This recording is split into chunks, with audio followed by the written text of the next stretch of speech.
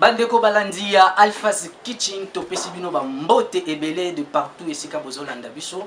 Lelo toye bongo kokutana na mademoiselle Glody Voba.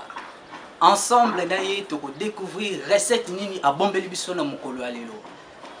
Avant que to banda émission, nazo senga bino eloko moko oyezaki bo s'abonner ebele na chaîne oyo. Awa nde tozoye kula kolamba complexe ezati même ngape mwana mobali nazoye kula biso nyos to lamba elongo na mama Alpha Eluba. Suivant kaka ndenge na ebisaki bino toza bongo na mademoiselle Glody Voba.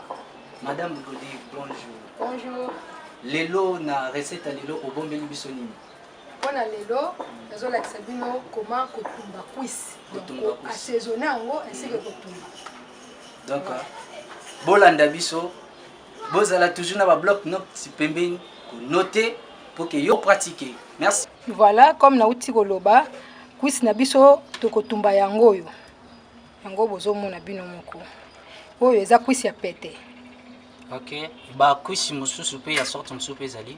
Oui, oui, tout à fait. Kwisi eza tozaka na kwisi ya makasi na kwisi ya pete. Alors nga na préféré nanga kotumba lelo kwisi ya pete. Ce qui peut mutazana o makasi akukine pe kotumba. Oui, oui, akotumba ngo, akotumba très bien, ça peut bien goût kaka, nyonso ezaka soso. OK. Pona ba ingrédients na biso, toko bando expliquer o bozomona na kati ya sani o ya mukie. To bengi yango solution o bozomona. Solution pourquoi? Puisque eza na ba ingrédients belé, hein, yango to bengi yango solution. OK. Na kati ya tozali na moutarde, toza na vinaigre, toza na muscade, toza na poivre blanc, toza na kupidi. Yango to bengi solution puisque eza ensemble ya ba épices ebele déjà to mélanger na kati. Bosali nde nini poko misango na état o? Bon, neti moutarde ezalaka déjà eza kilo, hein. J'espère balandi na biso ba yebi moutarde ba mama nyonso balambaka moutarde ezelo ko zongo partout même na ba supermarché na ba wenze ezali. Vinaigre na on eza liquide et to mélanger zomona esa lokola moi pâte. Ba poivre blanc na biso eza en poussière. Donc bala simat na ko présenter bien biloko ngo nyonso bomona avant na la solution. So inde timtaza na vinaigre na quantité ni na koki ko utiliser pour na ko la solution. Merci pour la question. Pour la mesure, hein, ça dépend ya cuisse na yo. Donc au cause collègue ça peut belete puisque comme ça biloko mwangai. Donc autant la quantité ya soki cuisse na yo eza nango moko. Donc yo mo yeba ka quantité, maman molambi en tout cas faut yeba mesure. OK. Po tozana ail. Ail na biso to râper ensemble. Oh, de l'autre côté bozomona eza céleri na ndembi na tutaki déjà. Po bakisaka bago. Koto tozana tangawis o babengi gingembre na français. Po tozana feuille. To boaka kaka e sala mo bantunga mo talaka. Awa toza pe na mungwa, sel.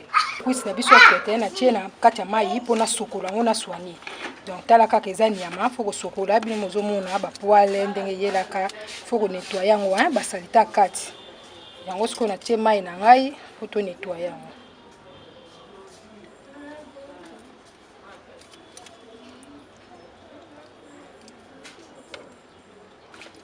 Siko mama Glody. Oui. Mutu mususu oki kolanda biso ba monika ko lobela kwisi mayebi te za kwisi ya nini?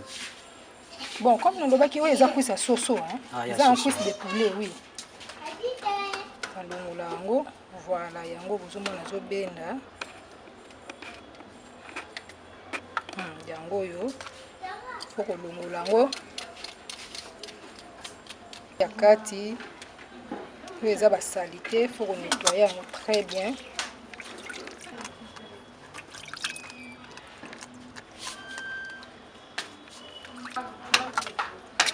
Nazo tia banzoloko po épice na biso ekota très bien na kati ya musuni. Alors, na ko sokola ngo susu hein pour la 2 ou 3 fois pour ezala bien.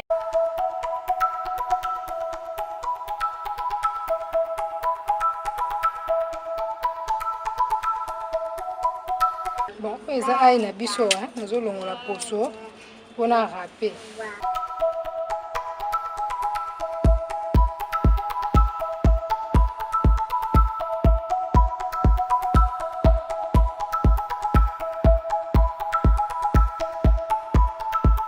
Voilà, aïe na biso yango yo. Nazo râper, kati ya cuisse na biso. Bon, on a divisé en gros, hein, on a joué 7 gousses d'ail. Donc, bah, on a moko boye, on a joué en 7. Là, on a biso ezaki munene. Kuisi eza nango ebele te, neti ba kuisi oyo basala na ba fête te. Eloko nyonso ezala na mesure, hein. Balobaka pe tout excès nuit. Oyo eza tangawisi na biso. Nazolongola poso yango mpe na ko râper yango.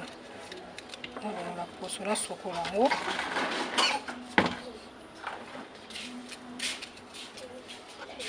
Voilà.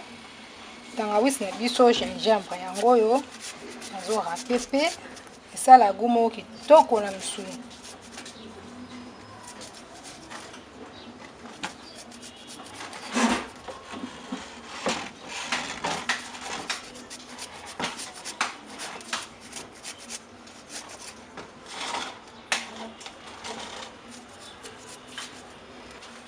Pour faire na biso na tie 3 feuilles, hein. Na sokoli yango na tie na kati. Sikoyo tolingi totia solution na biso oyo esi na expliquer bino s'il s'agit de quoi et quoi à l'intérieur. Voilà. Batia yango na mesure eza ça dépend ya biloko na yo.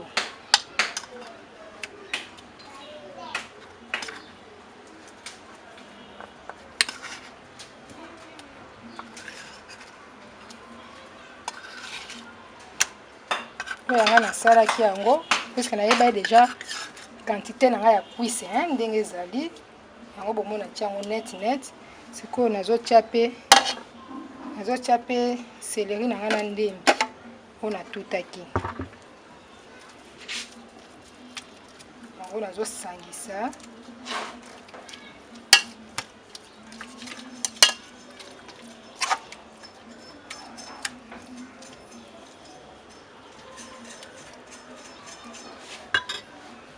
Faut ekota très bien kokota yango tina kati po cuisse na biso ezala na goût partout.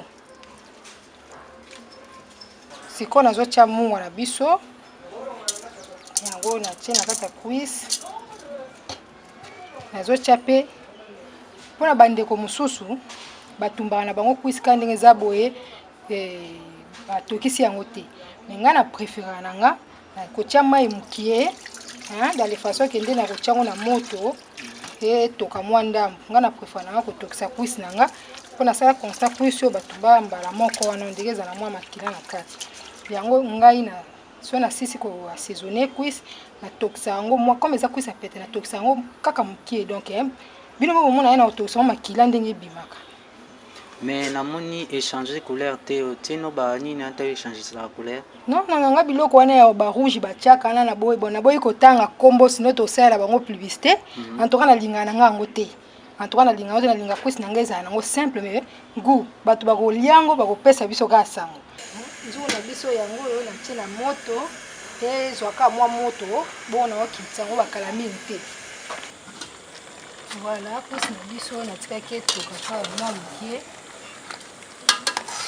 Bon, c'est bon pour les acouster à péter. Moyen natika ngota moyen ezate. Zomona soko bendi bio mona ba makila cuisse. La soyo yango ndenge bimi do ndenge zu chaleur wana ba makila ezobima. Même koto pe yango ngai na préfère na ko tokisa bo makila bima oli ozolia cuisse côté miko makila ça ne fait pas du bien quoi. C'est bon, c'est quoi?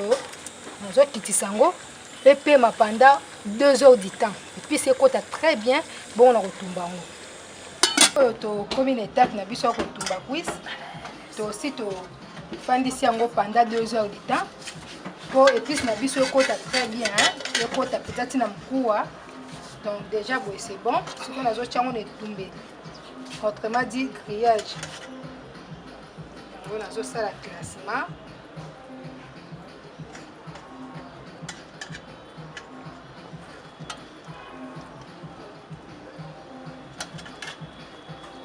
Cuisse na biso ndenge eza boye koki pe kotumba ngo na four nga mona préféré na tumba ngo na makala.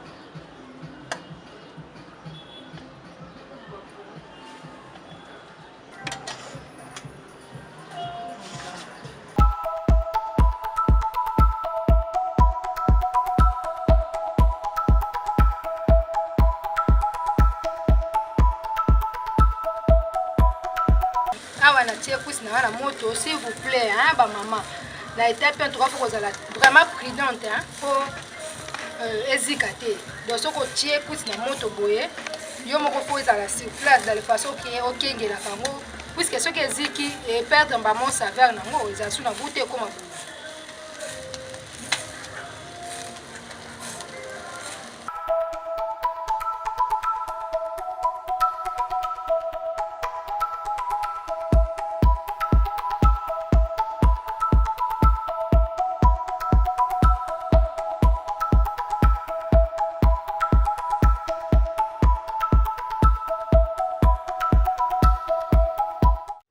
mpona baflamme oyo bozomona nasopi mwa mai sinon eresixela biso pusi na biso ya bien boye voilà fo kozala mwa mai mopanzi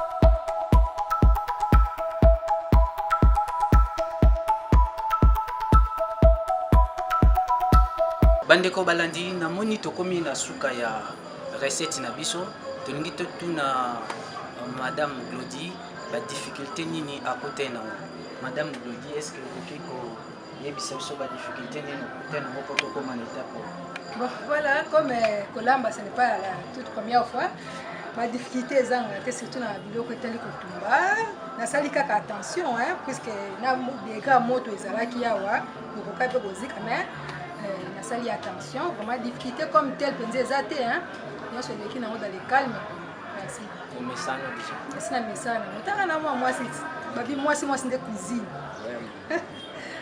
oui bandeko biso toke na table.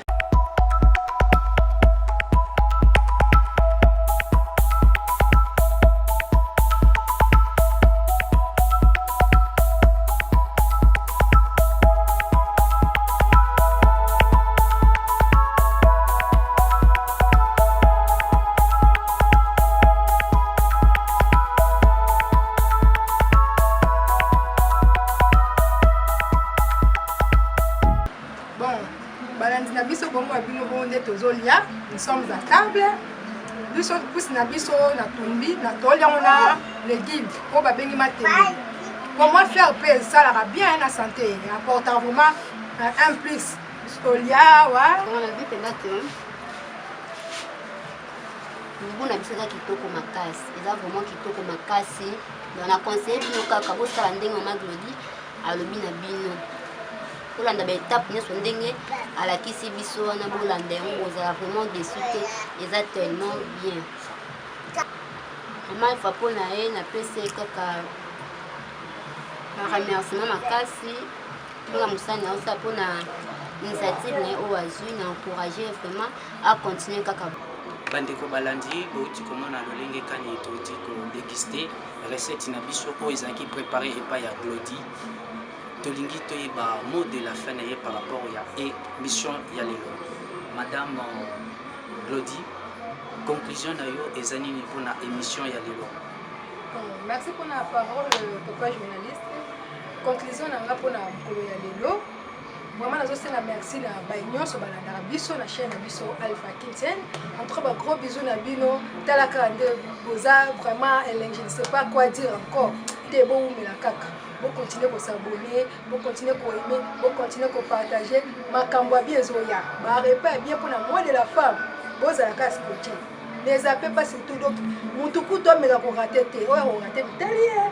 Alors nazosenga merci mingi pa initiatrice plutôt ya chaîne oyo Mama Alpha bisiko zali na Londres ba gros bisous na bino nyonso famille Obimba na ba gros bisous pa na Dej na technique na pour na biso grand prêtre père papa mengi mbote na ya ngona. Merci na bino nyonso. Ciao. Merci beaucoup na Glody na recette osali biso na mokolo lelo soki tokoki kopesa merci mingi na ba to basali ke émission oyo ezala réaliser ya liboso eza bongo na Mama Alpha Elubu yende azosala po ete émission oyo ezala réaliser mpona kosunga bandeko baza na ba fait fond bayekola kolamba awa tozoloba ntango nyonso ete complexe eza lisusu te ata biso bacélibataire tozoyekola mpe tozoyeba kozala étonné te lobi omona journaliste mpe alami mpona nini te biso nyonso toti koyekola ba salutation nanga eza bongo na maître Mao Maonsto yende azo kamba ko coacher makambo nyonso maître Mao ya yo ya mwana.